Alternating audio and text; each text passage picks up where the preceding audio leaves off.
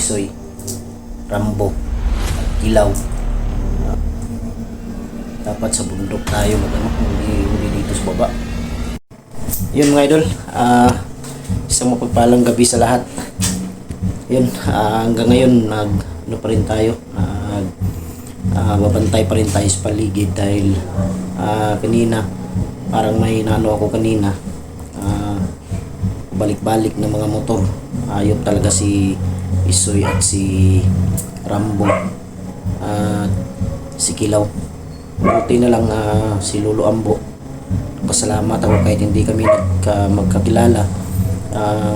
Nagpaalala siya sa akin mga idol at nagbabala na may parating, kaya lubos ang pasasalamat ko na dumating at nagparamdam si Lolo Ambo. Yun mga idol, dito ko sa loob ng bahay ngayon. Wala muna dito yung yung asawa at dalawa kong anak. Andun muna sa bahay ng mama ko. Sabi ko sa kanila, doon muna kayo, dito muna ako magbabantay. Mabuti na lang may dito, may sa kapitbahay ko ngayon parang may birthday yata, maraming tao, kaya yung nagmotor kanina na pabalik-balik hindi na bumalik, siguro napansin maraming tao, kaya nahiya rin ako sa mga kapitbahay ko mga idol dahil sa nangyari nung nakaraang gabi. Sila natakot din, kaya sabi ko sa sarili ko parang nahihiya ako sa kanila, pero sabi nila naiintindihan daw nila. Nag-report ako sa mga idol, sa pulis. Dito sila pa, kasama kami ni Pao Milando, kaya pumunta kami agad doon sa stasyon. Pumunta naman dito yung mga pulis, pinuntahan ng likod. Lahat ng madilim, pinuntahan ng mga pulis para makita kung nandyan pa ba sila. Siguro nakalayo sila nung time na yun.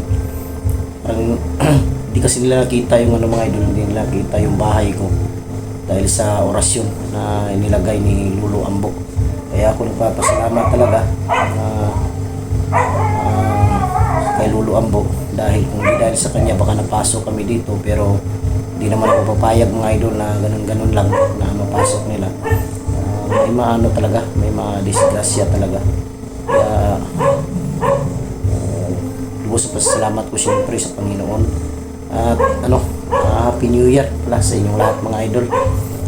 Maraming salamat sa inyong lahat sa walang sawang pagsuporta. Sana happy ang New Year ninyo. Bagong taon na naman, bagong another na naman taon, 2025 na.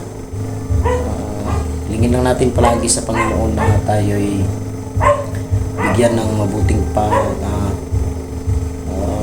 pangangatawan, layo tayo sa anumang uri ng sakit, lalo na sa lahat ng mga solid supporters natin dyan, sa lahat ng mga silent viewers, OFW. Ligtas kayo sana lagi. Wala sana kayong walang maalis yung mga karamdaman ninyo sa inyong mga katawan. Kanina pa tong aso na to ba? Silipin natin saglit mga idol kung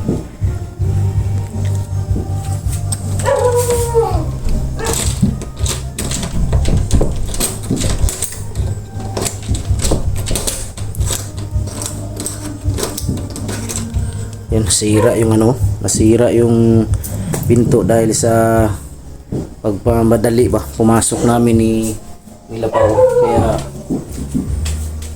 nasira yung lock. Ang inalala ko ngayon mga idol si Apong Igoy, kasi nagbanta din sila na papasukin nila yung lugar o kung saan ngayon sila Igoy, lusubin nila yung bahay. Kaya nag-aalala ko kay Igoy, baka bigla nilang lusubin, o kaya si Pao, si Kidlat. Sa lahat ng tumulong na makuha si Kidlat at si Pao. Tumawag sa akin kanina mga idol si Binje. nalaman niya yung nangyari. Kaya si Benji galit na galit, gusto nang bumalik dito. Kaya sabi ko sa kanya na huwag muna, mainit pa ngayon, isa ka rin sa target nila, hinahanap ka nila. Kaya mas mabuti yung nandyan ka. Hindi nila alam na ano, na kung saan ka nakatira ngayon. Kaya mabuti pang huwag ka munang babalik dito. Diyan ka lang muna kasama yung pamilya mo, kasi masyado pang delikado ngayon dahil sa ginagawa nila ngayon na paglusob sa mga bahay. Sabi ko sa kanila, kung nakikinig man kayo ngayon, ito lang masasabi ko sa inyo. Ayan o, may motor na naman o. Yan mga idol, narinig nyo, mga motor na naman.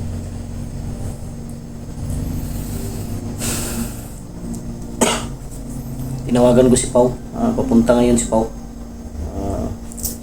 Katapos siguro mag alas city siguro pupunta siya. Gusto niya akong samahan dito, pati nandun si Lando ngayon sa kanya, kasama sila. Yung bata, si Bonbon at si Taliling, sinipti ko muna mga idol, hindi ko muna pa-standby dito. Pinasama ko doon sa asawa ko at sa mga anak. Kami lang dito mamaya, ni Lando at ni Pau, magbabantay. Kagabi, wala namang ano, pero may napapansin lang kami habang nag-celebrate tayo sa bagong taon. May napapansin lang kami, motor nga pabalik-balik, ihinto dyan sa may gate, titingin dito sa amin. Kaya sabi ko sa ano, nandito yung mga kapatid ko, sabi ko alerto lang kayo, sa loob lang kayo ng bahay, huwag ka lang kayo sa labas kasi delikado, biglang magpaputok yan, hindi natin malaman mga utak na yan. Yung sabi ko sa kanila, kung nanonood ka man ngayon, Isoy, Rambo at Kilaw, wag dito sa bahay ko, maraming madadamay. Tunay kayong matapang, tunay kayong lalaki, doon tayo sa bundok pagkita. Hintayin nyo ako, pupunta ako. Gusto nyo bukas, pupunta ako bukas para doon tayo magkita, doon tayo harapan. Huwag dito, maraming madadamay dito sa kagaguhan ninyo. Ilang sana kung walang mga kapitbahay dito, meron pa. Kaya ito lang masasabi ko sa inyo. Alam ko nanonood kayo ngayon, makinig kayo. Hintayin nyo ako bukas, akit ako bukas ng bundok, magkita tayo sa Mount Banwag. Kung gusto ninyo ng laban, hintayin ko kayo. Huwag dito, ano yan, tawag dyan sa inyo, parang ang mga duwag. Sukin nyo yung bahay, di pwede yan dahil maraming madamay dyan. Kailang sana kung ako lang, kami lang, may mga kapitbahay dito, nahihiya na nga ako sa kanila dahil sa nangyaring paglusok ninyo. Ninakaw nyo pa yung motor, galit na galit yung may-ari, sama na ng tingin sa akin dahil ako yung target ninyo. Dati pinapansin ako niyan, pero ngayon hindi na, dahil sa inyo. Kinuha nyo yung motor. Nangiyak talaga kayo. Masira yung imahe ko sa mga tao dito dahil sa inyo. Tayo nyo lang, bukas punta ko ng bundok sa Mount Banwag, tayo magkikita. Hayop kayo.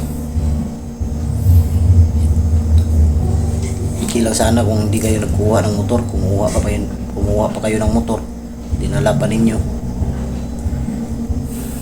Nagalit yung may-ari sa ginawa ninyo, pati ako nadamay ako.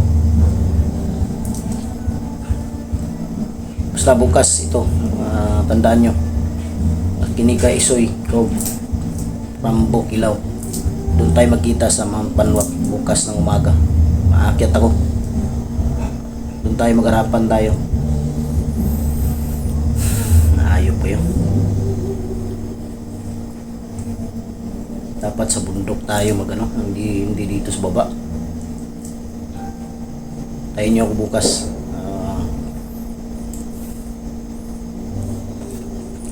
Pasensya na kayo mga idol, nilabas ko lang yung sama ng loob ko dahil sa nangyari ba.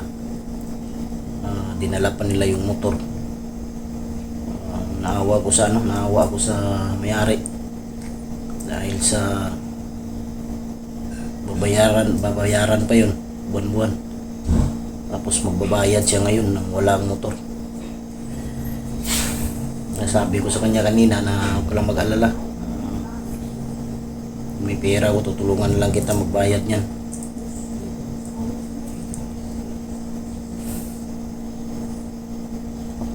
Apat na buwan pa lang yun sa kamay ng may-ari, tapos dinala nila. Sigurado ako sa Banwag yun. Sabi ko sa may-ari, huwag ka lang mag-alala, makikita ko yan sa Banwag. Kita ko yan pagbalik ko sa bundok, talagang kukunin ko yan ulit. Ibibigay ko sa'yo. Yan, alam ko doon talaga yung dinala. Ang problema lang kung baka bininta. Kawawa yung may-ari, magbayad ka ng buwan-buwan na wala sa yung motor. Sakit yan. Kaya sabi ko, tutulong lang ako sa pagbayad para paano hindi ka mahirapan, hindi kumibo. Galit sa akin pati yung nasira yung kakaibigan dahil lang sa pangyayari. Andamay pa sila ng tao. Gusto ko sanang putukan, pero inisip ko mga idol na kung ganun magkakagulo. Maraming may madamay, kaya inayaan ko na lang sila. Hindi nila nakita yung bahay. Sila kita namin. Parang sila ba na sa Bisaya, gilamat sila ba nga wala sila na hindi nila makikita yung bahay namin dahil sa orasyon na itinanim, inilagay ni Lolo Ambo. Kaya ako nagpasalamat sa kanya. Sana magkita pa tayo sa susunod. Isang bisis ko lang yung nakita si Lolo Ambo nung sa bundok kasama kami ni Julio. Isang bisis lang yun, doon sa may manggahan yata yun. Doon kami nagkita. Kaya yung nangangarap, maasa na magkikita kami muli, pati ni Lolo Pedro na nagparamdam na sa panaginip ko lang. Sabi niya, malapit na tayo magkita, Buster. Maghintay ka lang, tatapusin ko lang tong binigay na tahas sa akin. Kaya hindi lang ako magsabi kung kailan.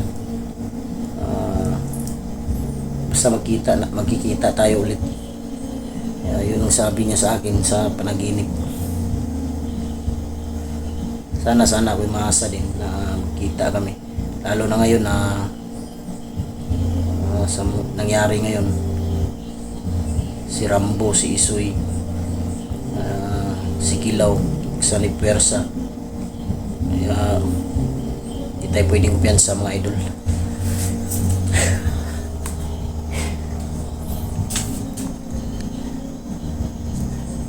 Hirap dito sa bahay ng kalong mag-isa mga idol.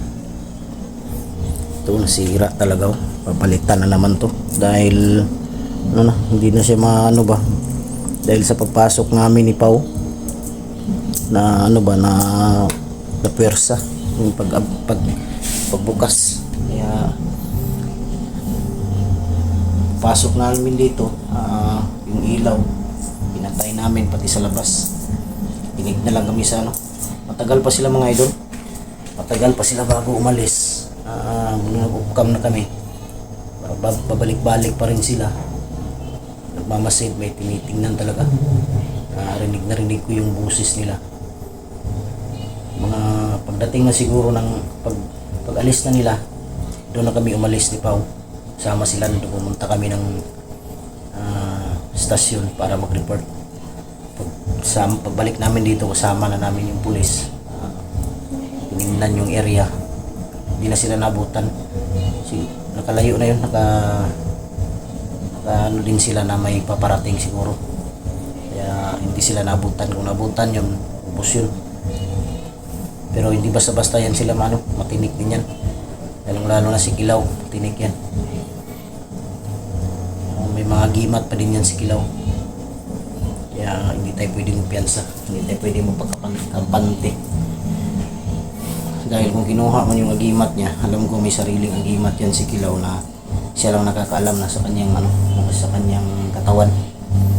Yung iba nililiping sa ano, mga idol. Tayo lang talaga dito. Yan, wala dito yung ano. Kaya so yun, hanggang dito lang siguro. Yan. Tayin ko na lang si Pao, mga idol. Kung darating man si Pao ngayon, o si Lando, mag live siguro ako mamaya. Yan, maraming salamat. God bless ating lahat. Ulitin ko, Happy New Year ulit sa inyong lahat. God bless us all. I love you all.